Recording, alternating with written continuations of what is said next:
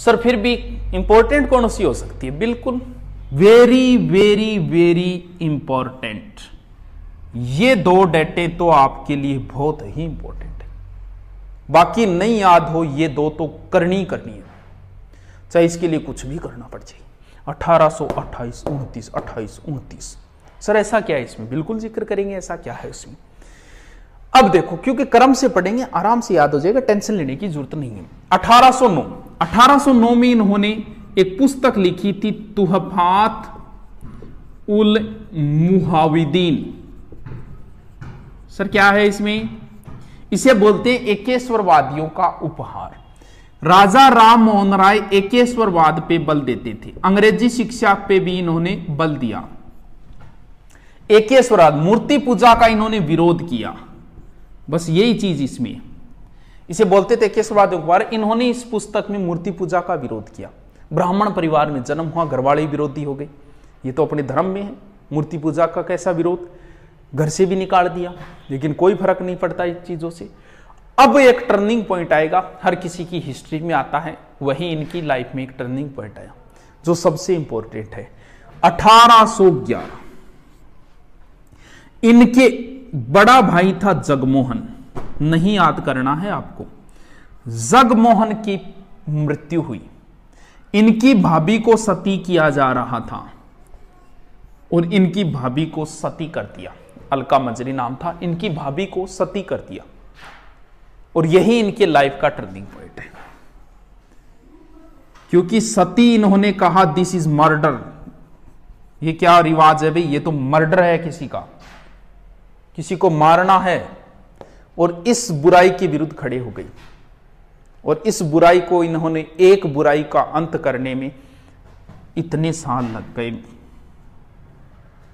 यह प्रथा यहां आके बंद हुई थी, ठोकते रहे इसको, एक ही बुराई को। लोग विरोध में हो गए, समाज के लोग विरोध में हो गए, घरवाले विरोध में हो गए, बोले हमारी रिवाज है, परंपरा से चली आ रही रिवाज है। पहले तो यह बताता हूं सती की कैसे जाती थी। कुछ उदाहरणों को तो मैं कह नहीं सकता, अन्यथा नहीं लेवे कोई। लगभग सती करने का तरीका जो था वो बता रहा हूं। क्या करते थे सती प्रथा के अंदर? करते क्या थे? मृत्यु हो गई, पत्नी को लगभग तो नशा दे दिया जाता था, एक चिता के ऊपर, जिसके ऊपर दाग संस्कार हो रहा है, उस चिता के ऊपर पति को सुला दिया।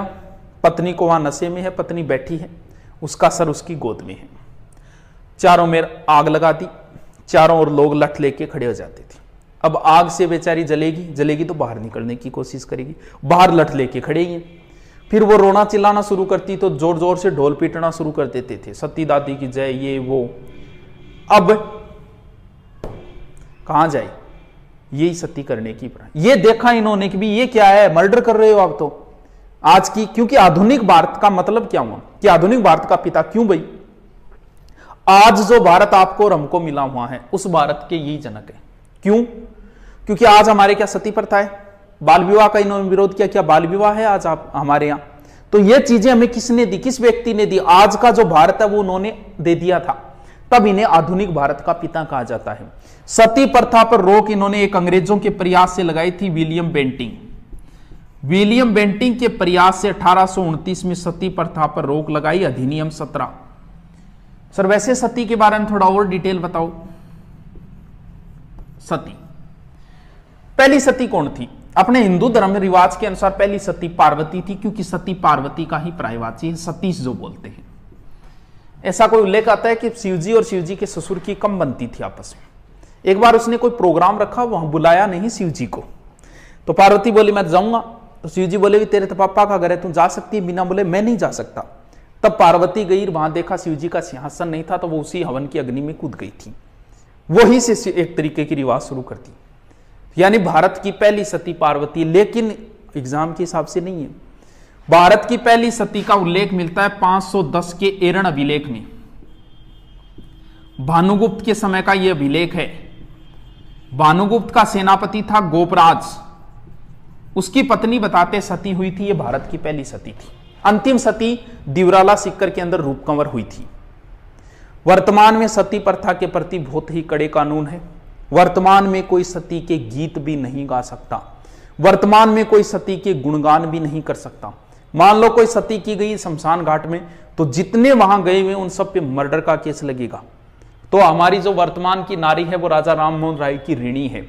इन्होंने इस प्रथा को बंद करने में 18 साल लगा दिए थे। 18 साल के प्रयासों से बंद हुई। बहुत बार प्रश्न है सती प्रथा पर रोक इनके प्रयासों से। राजा राममोहन किसने लगाई? विलियम बेंटिंक ने, क्योंकि अंग्रेजी लगाएंगे कानून बना दिया। पिछली बार रीट में आया था किस अधिनियम के तहत सती प्रथा पर रोक लगी? ये अधिनियम ये है, अधिनियम 17 के तहत सती प्रथा पर रोक लगाई गई। तो ये इनकी लाइफ का एक टर्निंग पॉइंट था। अब देखो 1814-15 में इन्होंने आत्मीय सभा की स्थापना की। यह भी इंपॉर्टेंट ही है, आत्मीय सभा की स्थापना की, जिसमें इन्होंने एकेश्वरवाद मत का प्रचार किया। इसमें द्वारकानाथ भी शामिल थे। ये इनके परम अनुयायी थे, तो थोड़ा ध्यान रखना। इसके बाद में बात करें, आगे चलते हैं। 1815 11 के याद में तुकातुर मुआरित, ये थोड़ा सा याद रखना है। इसके बाद जो इनका है वो है 1817। 1817 में बहुत अच्छा काम हुआ था। एक कॉलेज की स्थापना हुई जिसका नाम था हिंदू कॉलेज, बहुत इंपॉर्टेंट है। आगे चल के जो बंगाल आंदोलन का मूल केंद्र बना था, डेविड हेयर था एक कोई गढ़ी साज था, उसके सहयोग से इन्होंने हिंदू कॉलेज की स्थापना की। बंगाल में जो आंदोलन उसका मुख्य केंद्र यही रहेगा। टर्निंग पॉइंट कब आएगा? हिंदू कॉलेज में। हिंदू कॉलेज में एक अध्यापक आया 1826 में, एक गुरुजी आए थे, हिस्ट्री के ही गुरुजी थे वो। उनका नाम था, देरी से चल रहा है जियो इसलिए नाम कर देते हैं उनका देरी जियो। ये एक अलग विचारधारा का आदमी था। इन्होंने बच्चों को ये मूर्ति पूजा वगैरह का विरोध कभी भी था, ये मूर्ति पूजा वगैरह का इन्होंने विरोध किया। घर पे बच्चे गए, माता पिता पूजा कर रहे हैं, बच्चों ने कहा ये क्या कर रहे हो, मूर्ति पूजा नहीं करनी चाहिए, भगवान होते ही नहीं, मूर्ति में नहीं होते भगवान, भगवान तो वो है पत्थर में थोड़ी है। गार्जियन आए, बोले भाई वो मास्टर कौन आ रहे थारे, वो क्या वो देरी जी है, हमारा टाबरान खराब करे, लाओ टीसी काट के दियो। 150-200 टाबरा टीसी कटी। अंत में देरी जियो को निकाल दिया था। लेकिन इससे पहले एक एसोसिएशन की बच्चों ने स्थापना की थी जिसका नाम था अकेडमिक एसोसिएशन। इसका अध्यक्ष देरीजियो को बनाया गया था। 1828 में इसकी स्थापना हुई थी एकेडमिक एसोसिएशन की। बाद में देरीजियो को 1831 में निकाल दिया था कॉलेज वालों ने, और उनके बाद में इनकी हैजे से मृत्यु हो गई थी 1831 में। देरीजियो को जो है वो आधुनिक, एक तरीके से आधुनिक भारत का प्रथम राष्ट्रवादी कवि कह सकते हैं। बंगाल के आधुनिक सभ्यता का अग्रदूत है, बंगाल आधुनिक सभ्यता का अग्रदूत। हमारी जाति का पिता भी कहा था इनको सुरेंद्र नाथ ने। तो थोड़ा सा याद रख लेना, अच्छी बात है, अच्छी चीज है। देखो आगे जो बात करेंगे, एक मिनट सॉरी, देखो 1800 कहां तक पहुंच गए, 14-15 आत्मीय सभा, 1817, 1821 डेट बहुत इंपॉर्टेंट है, दोनों ही डेटें इंपॉर्टेंट है। 1821 में इन्होंने एक पत्रिका निकाली थी, संवाद कौमुदी, बांग्ला भाषा की साप्ताहिक पत्रिका थी, एक तरीके से भारतीय द्वारा संचालित प्रथम पत्रिका कह सकते हैं जी। संवाद कौमुदी याद रखना किसने निकाली थी, राजा राममोहन राय। 1822 में फिर एक पत्रिका निकाली, अखबार निकाला था मिरात उल, फारसी भाषा का अखबार था। ब्रह्म निकल मैगनीज भी निकाली थी इन्होंने, और अंग्रेजी भाषा के मिरात उल अखबार भी इंपॉर्टेंट है। संवाद तुअपात उल मुआहिदीन एकेश्वरवाद का गिफ्ट, मिरात उल अखबार भी निकाला था इन्होंने। इसके बाद में बात करें आगे, तो कहां पहुंच गए हम, 1822 तक पहुंच गए, ठीक है। आगे देख लेंगे 1825, बहुत इंपॉर्टेंट है। इन्होंने एक कॉलेज की स्थापना की जिसका नाम था वेदांत कॉलेज। ध्यान रहे, वेदांत सोसाइटी की भी की थी। सोसाइटी सह से सोसाइटी और सह से 16, सोसाइटी की स्थापना 1816 में हुई थी, वेदांत कॉलेज की 25 में। इंग्लिश स्कूल भी खोला था इन्होंने, हिंदू कॉलेज वो सारे आएगी। ये डेट इंपॉर्टेंट है। 1828 में इन्होंने ब्रह्म समाज की स्थापना की, बहुत इंपॉर्टेंट डेट है, क्योंकि बता दिया 28, 29 दो ही तो इंपॉर्टेंट है। ब्रह्म